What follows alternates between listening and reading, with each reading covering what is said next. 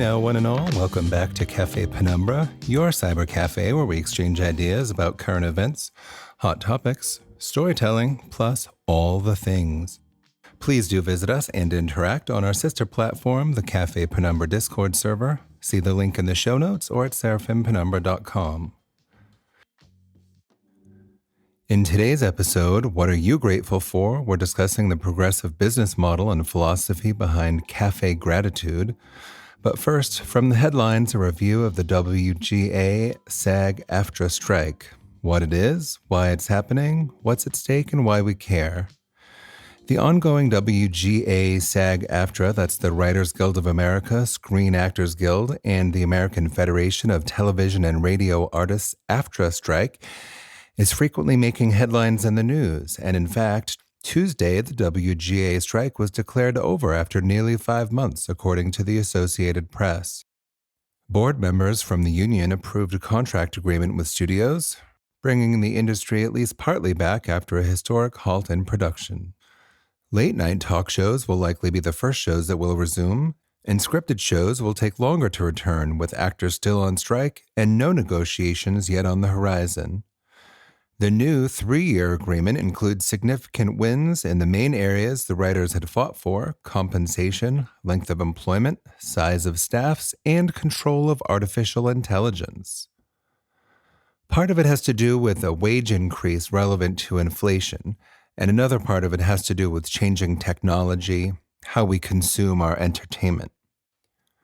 Prior to streaming services, union members would get compensated in residuals or royalties, so whenever the work is broadcast, they earn a portion of the revenue generated from it. Since streaming services began, no part of the money being generated by watching reruns on Netflix, Hulu, or any other number of streaming services available today compensates anyone from the original production, except for the higher-ups at the corporations who finance them. Another, far more sinister element on the table is being compensated for AI imagery or digital replicas of an actor's likeness is used. I think another equally interesting element is the disparity between where the money goes, not just between the corporate executives, but behind the scene workers like hair and makeup, lighting, camera operators, post-production. And part of what I think is interesting about that is that in another industry, we're seeing the same problems repeated.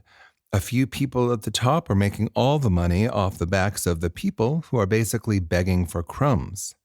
It's certainly a good argument for labor unions. The Guild agreement also succeeded in creating new residual payments based on the popularity of streaming shows, which includes bonus for writers who worked on shows enjoying bigger successes on the streaming platforms. Also, of significant note, according to an article in Forbes.com, the streamers have agreed to share viewership data to the WGA, which I think is kind of a major win, as a chief complaint was the lack of transparency. The people have had enough.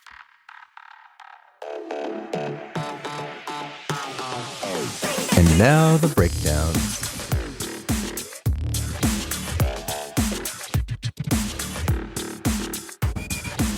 Pumpkin spice season is here, and that means it's time for all those memes to make the rounds. For me, I'm not offended by it. I will say there is no pumpkin in that. It's sugar and what we used to call winter spices, which you would use in a pumpkin pie, for example, or any number of baked goods.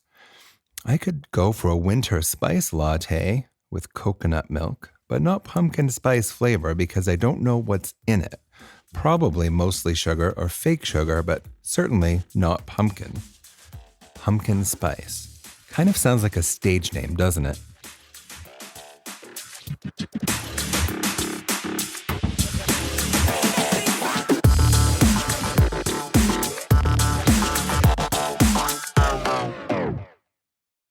In preparing for today's episode, I was reminded of Dan Price, who was described by some as a lunatic because he took a pay cut, a significant pay cut, in order to give his employees a $70,000 minimum wage, which was up from a $48,000 minimum wage.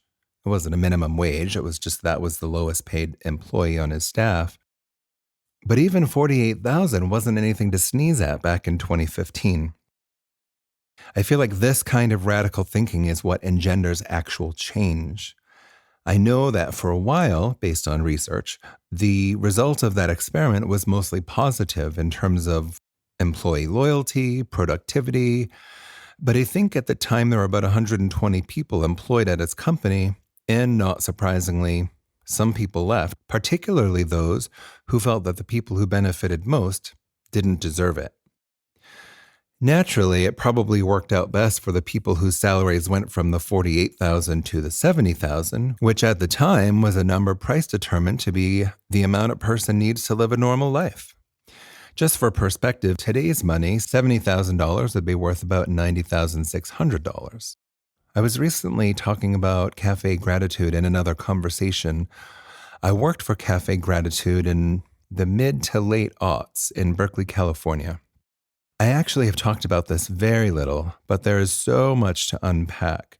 But this was a radical, or at least progressive model, partly because it was, in restaurant terms, a fully pooled house, which in a second I'll explain how and why that is a progressive model. But while we're talking about wage inequality, I assume most people aren't aware that perhaps the worst job in a restaurant is the dishwasher.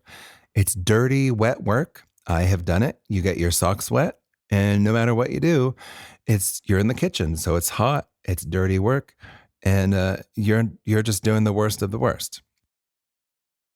The people who actually prepare the food make a little bit more, typically, usually significantly more, but you could argue it takes more skill and training to be proficient as a cook, so that kind of tracks.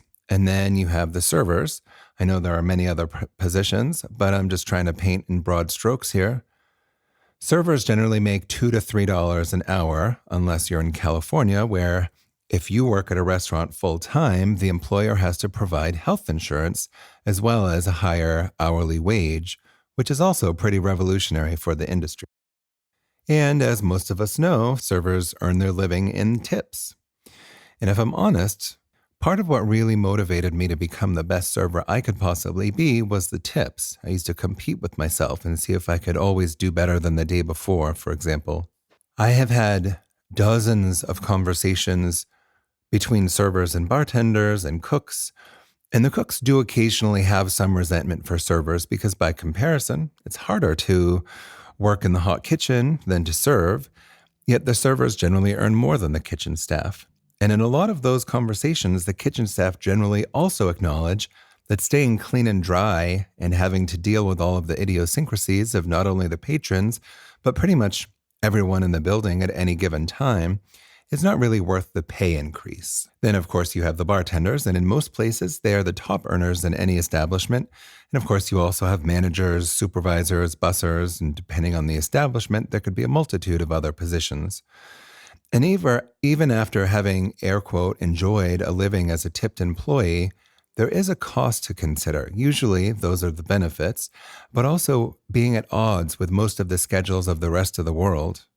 And when you've had enough and you try to get an hourly job, good luck matching the same money that you made serving tables. That said, it is kind of an American concept that a server isn't really paid a living wage by the establishment, but by the consumer, which as a child, I remember my reaction when my mother explained why she left cash on the table after a meal and being horrified that a business we just paid for a meal didn't take care of their own employees. And it really struck me when the legislation passed when in California that restaurants had to provide insurance.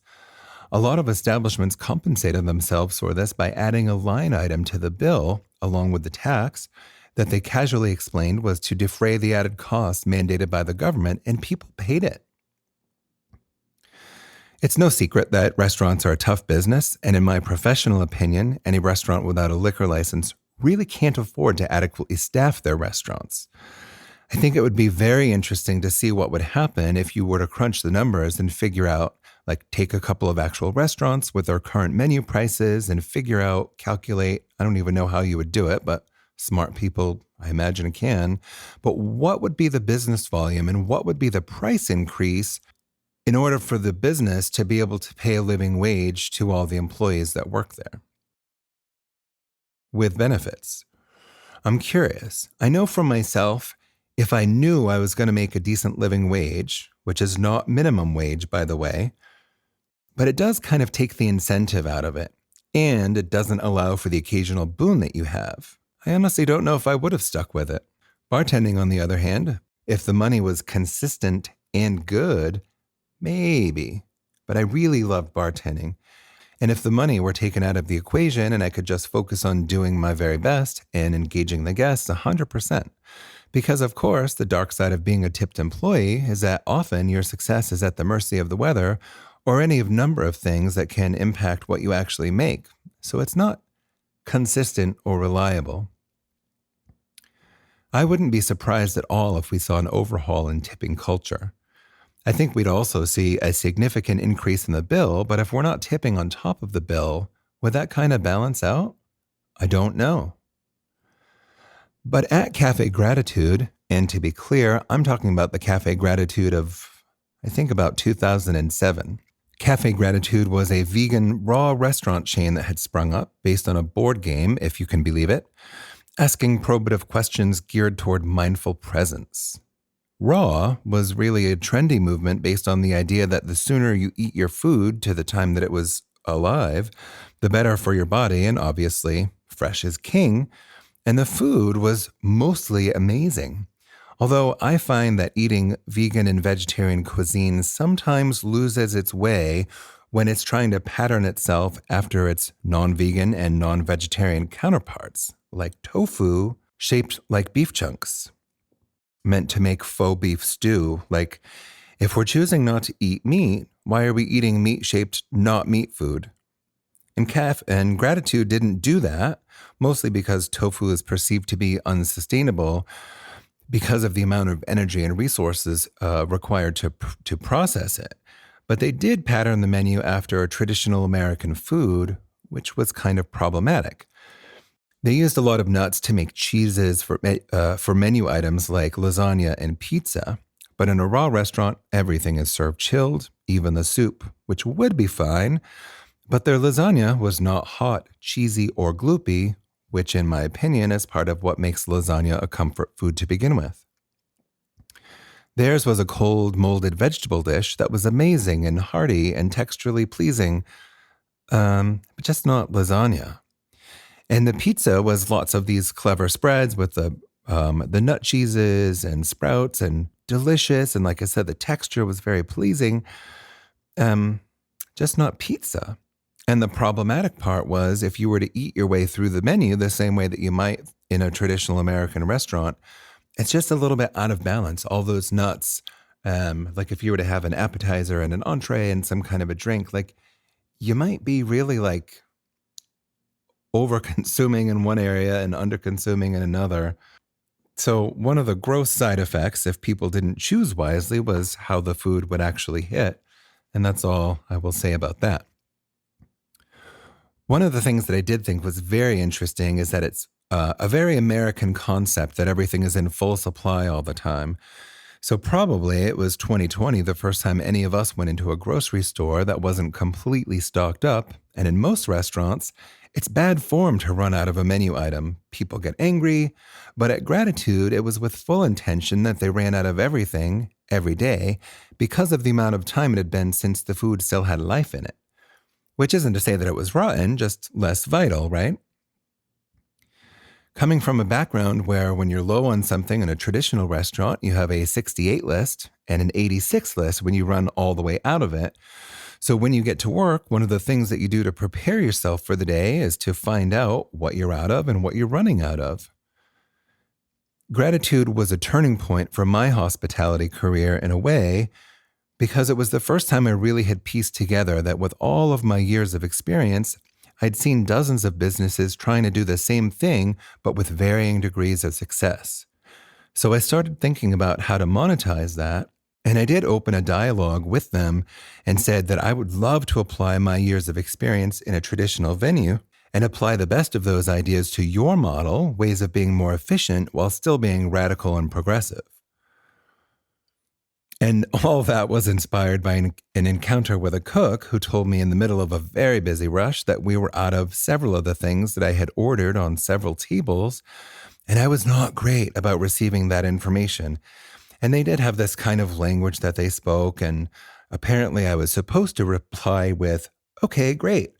And I got into trouble because I didn't. And so we literally had this meeting where I got reprimanded for not saying, okay, great.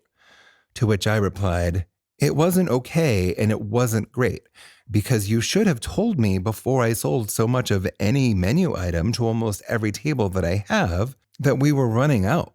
So instead, I had to stop what I was doing and go to every single table and resell menu items, which is going to totally set back the entire dinner service because you didn't get it together enough to share your information in a timely way. Not okay, not great. Now, it's nothing new at all to have altercations between front of house and back of house in any restaurant, and it usually has to do with the tension that the cook knows that the server makes at least twice what the cook does. But at Gratitude, this was not the case. And in fact, when you think about it, the truly progressive thing about Gratitude is that the dishwasher, remember with the wet socks doing all the grunt work, ended up being the highest paid employee in the establishment because they were in the pool and had the longest shifts. Progressive, and at the same time, I remember feeling, well, that's great for the dishwasher, but even in this updated paradigm, the establishment isn't paying the wage, the consumer is. And if the distribution of wealth is fair, it was the servers who were subsidizing it. The other part of Gratitude, really the reason that I wanted to discuss it, was the game.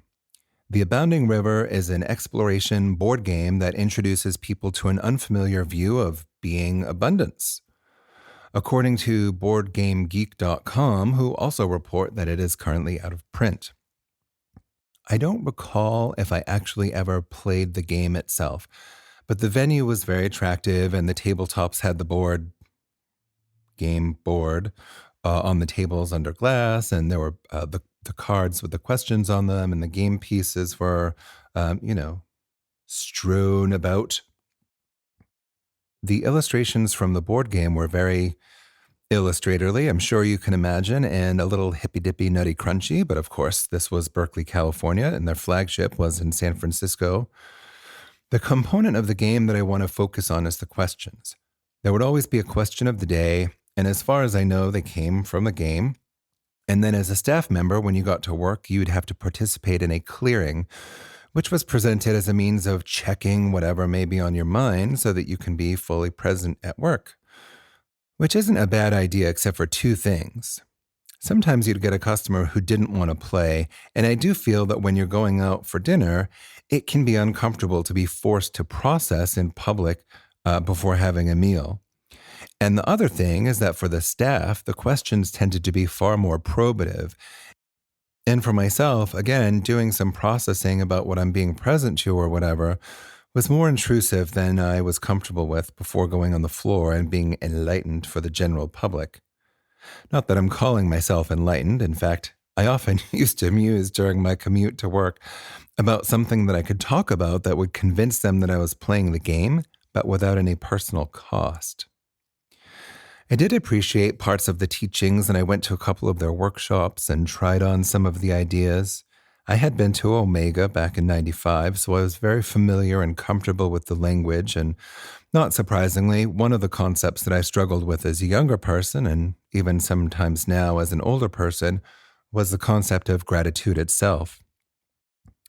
One of the things or modes of speech that Matthew and Terces utilized in their game and workshops was this idea of the scarcity paradigm, and this suggestion that one of the things that may be keeping you from what you want is the fact that you want something that you don't already have.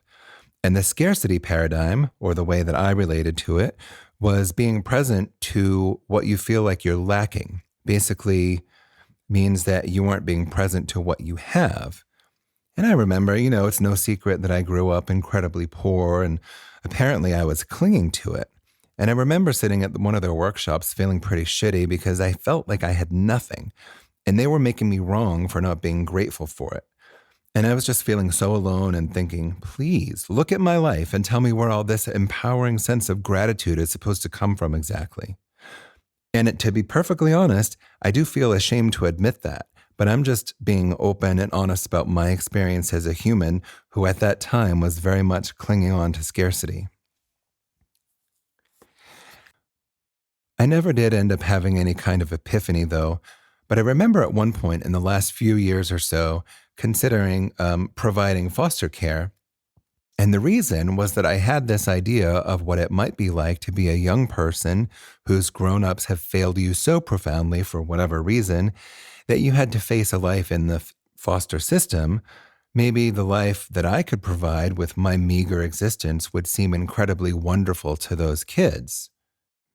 Maybe I could impact even one person's life in a positive way, and that was something I could be wholly grateful for. I don't think that I have it fully mastered, but I do often realize when I genuinely feel grateful for what I have, I think it sometimes comes from seeing people who don't have enough. So sometimes that I start to judge myself like my sense of gratitude should come from a place other than seeing someone else's scarcity. But I'm still working on it. I'm still a work in progress.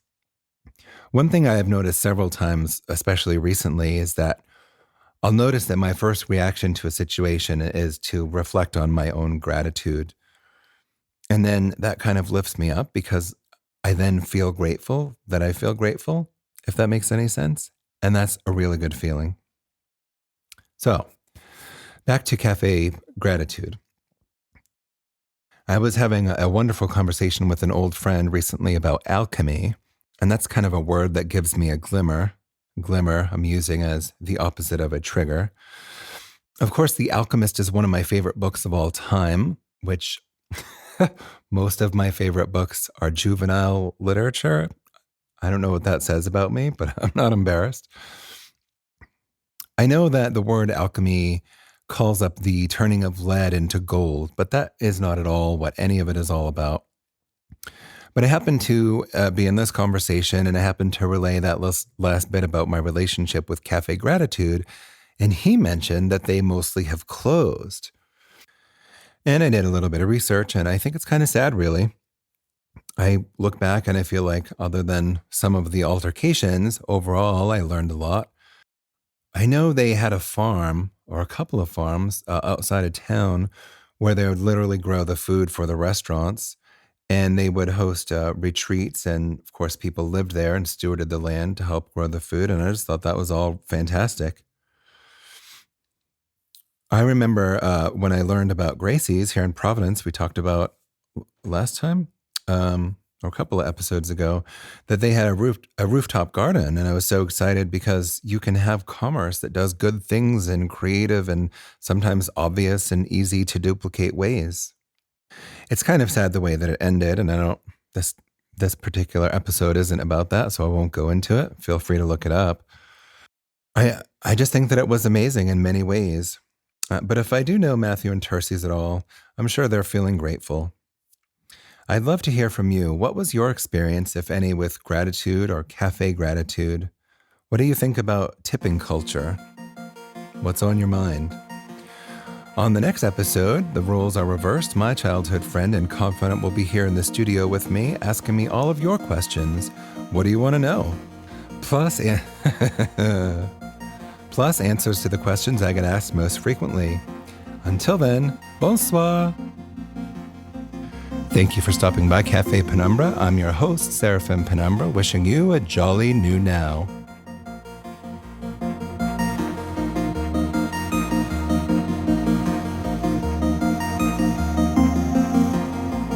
Today's show has not been sponsored. As always, let's keep the conversation alive, and remember it's only a conversation when ideas are exchanged. Please take advantage of our community platform Discord server. And if you're interested in a way to support this show, you can buy me a coffee or get yourself some retail therapy in our shop that is so fabulous it has 2 Ps. What you have just witnessed was recreated from actual events as they happened live for the very first time. Today's programming has been brought to you in part by the letter 7 and the number blue. Cafe Penumbra is produced by PLC Media Lab.